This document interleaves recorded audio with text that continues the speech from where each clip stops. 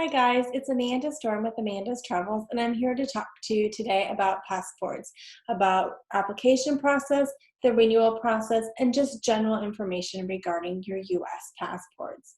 Of course, I know it can be daunting as there are some slight nuances throughout the process that make it seem a little overwhelming. Hopefully, I'll be able to go through the more common situations, but of course, you can always head to the State Department website or visit your local passport office to find out information specific to your unique situation.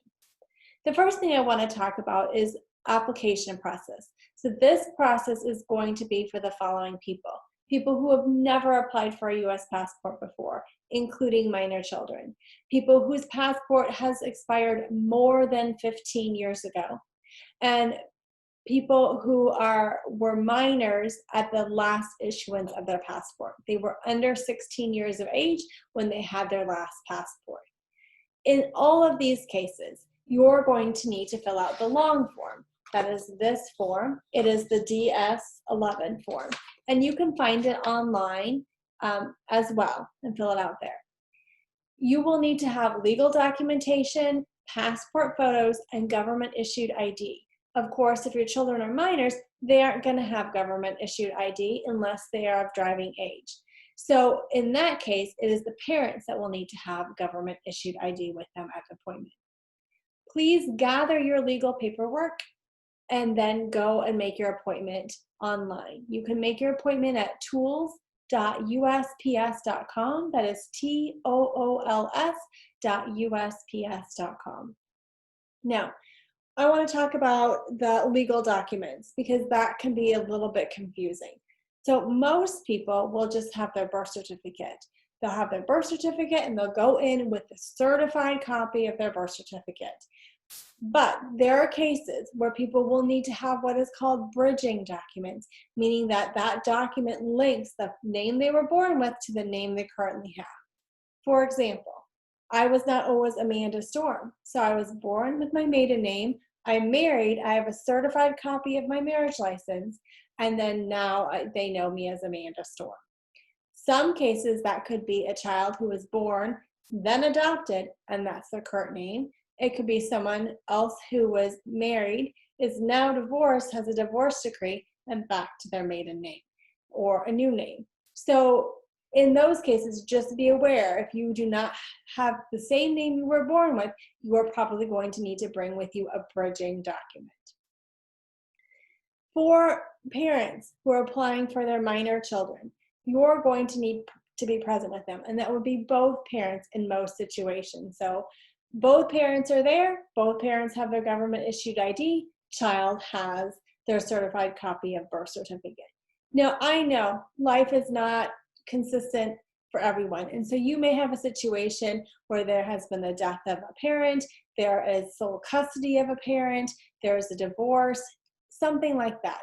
And in those cases, you can do a different form, but you're going to need to have documentation to show that you are the sole custodian of that parent or that the other parent is giving you authorization through a notary to get a passport for your child. Essentially, the government is just trying to eliminate the possibility of a parent taking another child overseas in a custody dispute. So just keep that in mind. Now, when you go to the passport office, you will also need to have a passport photo. You can have one taken at the passport office, but in my personal experience, it has not been of the same quality as some local passport services. So for example, you could go to CVS, a Walgreens, a FedEx, that type of store, and usually they offer passport photos for $10 to $15 for both pictures. Now, a couple things to note in regards to the photo, because this is a photo that is going to be with you for at least 5 years, and in some cases, it'll be with you for 10 years. And you know, we've all had that happen where we get our driver's license back and we're like, who is that person that looks nothing like me? So you do want to make sure to have a photo that is a little bit more close of a resemblance of you than might happen. So please keep in mind, if you have long hair, both ears are going to need to be shown in that photo.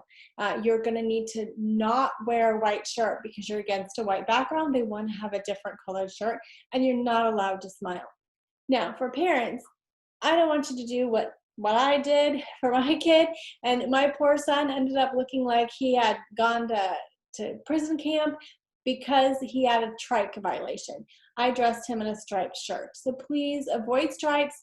Just go with the solid colors for your kids, and that will just make it a little bit easier because the colors on those photos don't always transition seamlessly across the board. So what could have been a super cute gray and blue shirt now looks like gray and black stripes. You see what I'm saying? It looks different. So solid color shirt would be my recommendation. So you have made your passport appointment, you have your legal paperwork, you have your government issued ID, and you have your photos. Now, you will also need your checkbook because the passport office is, if anything, a little bit old-fashioned. So you're going to need to write a check to the State Department for each passport you're renewing or applying for, and you're going to need to write a check to the Postal Service for your appointment. At the time this is being recorded in 2020, it is $80 for a child under 16's passport. It is, for renewal, it is $110 for someone over 18's renewal, and it is $35 per person for the appointment. Now, if you're doing more than one person's passport application or renewal at the same time, word to the wise, please double check the passport attendant and make sure the checks are linked to the correct forms. In a case that I had recently, the forms did not match with the checks, and then that just added a delay to the passport application process. So you want to just double check and make sure that the checks are linked to the right passport applications, and then you have a separate check handed to the Passport Service Center for their fee. Now, if you are just renewing your form, you don't need to fill out the long thing. And that would be in the case of you were over 16 when you had your last passport issued. You were, your passport has not expired in the last 15 years. So in these cases, you can fill out the 82 form, DS 82. That is a shorter form, and it can be mailed directly to the Passport Service without a passport appointment. Now, if you've had a change of name, something like that, you will probably have to go in and present yourself again at the passport office for an appointment, in-person appointment, to make sure your renewal goes smoothly. Now, there are a couple general issues that have happened with passports, and so I just need you to kind of think these through and put them in the back of your head.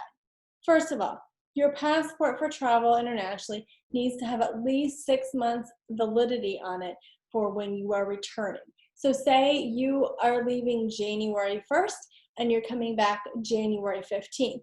If your passport expires June 10th, technically you do not have 6 months validity on your passport, and the airline and the government or destination you're headed into can deny you entry. So you want to make sure you have at least 6 months validity on your passport.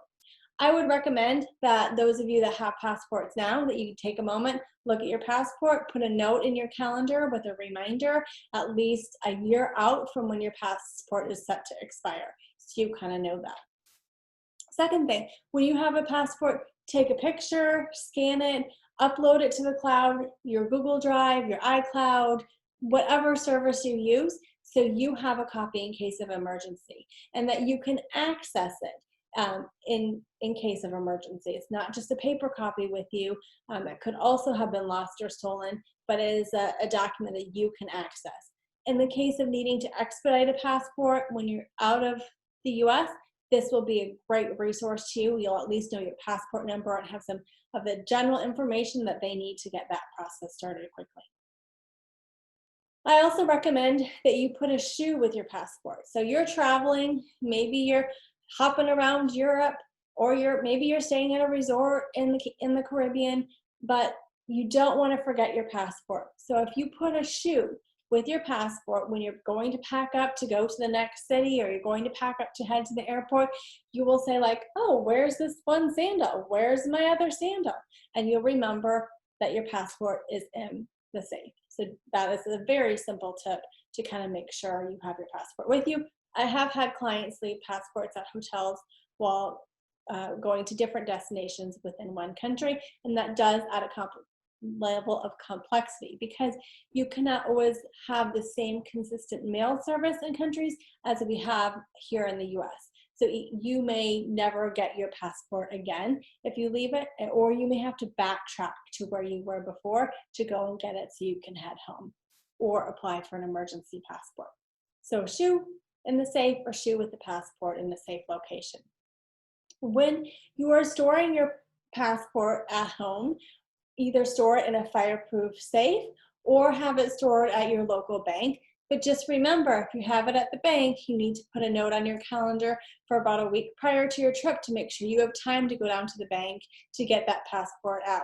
Last thing you want to do is have a 5 a.m. flight on a Saturday morning and you forgot to get your passport before the bank closed on Friday night. That would be not good at all. So you want to make sure to have those ducks in a row. And then when you come back home from your travels, you want to just double check and make sure your passport isn't in any pockets as you go and do laundry. Personal experience here, passport got washed. We had to apply for a renewal of a passport because if a passport is damaged, it is no longer considered valid. And that is very, very serious. I have had clients who were traveling and they got to the airport and were denied boarding because their passport was no longer deemed valid because there was wear and tear in the book or water spots. I've heard horror stories of people whose young kids have gotten hold of passports and added embellishments to photos, those kinds of things, and then that makes the passport not valid. So you want to treat your passport like china, like gold, just keep it as protected as you can while it is in your care, and then have it safely stored outside of your care. Now, I have had people who have lost passports before. Super not fun for anybody. Not fun at all. And I've had people who've lost passports in between checking in online for their flight and having to head to the airport. Now, there are certain situations that we can do where we can do an emergency passport or same-day passport service. Usually in a case like this, it is going to delay your trip by at least a day, and you will probably lose money. You will lose that first hotel night or maybe that first stop on a cruise that's in Europe or somewhere else. You may lose things. So it does make it complicated. So you want to make sure that when you take your passport out to put in the information for the online check-in, that you put it back in a very secure spot. You know where it is. I've also had people who have had the damaged passports. And so honestly, from where I'm recording out of in Kansas, our nearest emergency centers are going to be in Chicago or in Hot Springs, Arkansas, and that's same-day passport service. So that's where you'll have to head to get your passport to be able to fly out. And so sometimes if we know that it's an emergency and it's less than 2 weeks out and you have your ticket, we can go ahead and do an emergency service request and get that set up. Now, at the time that I'm recording this in the middle of COVID, we are not having access to expedition or to emergency services unless there's been a death or significant illness of a family member in another country. In that case, you may be able to get assistance. But generally speaking, right now, you want to make sure all your ducks are in a row when it comes to travel and getting ready to travel again. So I hope that answers your questions. Passports are certainly very key. There is one last thing I do want to talk to you about. I've had people talk to me and they'll say, oh, Amanda, why do I need the passport book? I want to get the passport card. It's cheaper. It's cheaper for my kid. It's only going to be 5 years. I'm going to do the passport book or passport card. Keep in mind, you cannot, and I repeat, you cannot travel on a passport card via plane. So if you are on a cruise and you are in Jamaica and something happens and you need to fly home, you cannot fly home on that passport card. If you are in Canada and you need to fly home from that Alaskan cruise, you cannot fly home on that Alaskan cruise. Or say you got the passport card for your first trip, which was a cruise, and now you're going to go to Mexico or the Caribbean or somewhere else for a family vacation. You cannot fly to that family vacation on the passport card. So it is always better, in my opinion, to get the passport book. The card, in my opinion, I've never had one. I just have the passport book. So consider that. If you feel like the card is important to you, then get the book and the card combo, but really just get the book. Just spend the extra little bit of money and you will have access to be able to fly back in case of an emergency from a cruise, or you'll be able to fly to your next vacation. Easy peasy, no problem. So thank you so much for taking time to listen to me talk about passports and getting you ready for your next vacation. I hope you have a good rest of your day.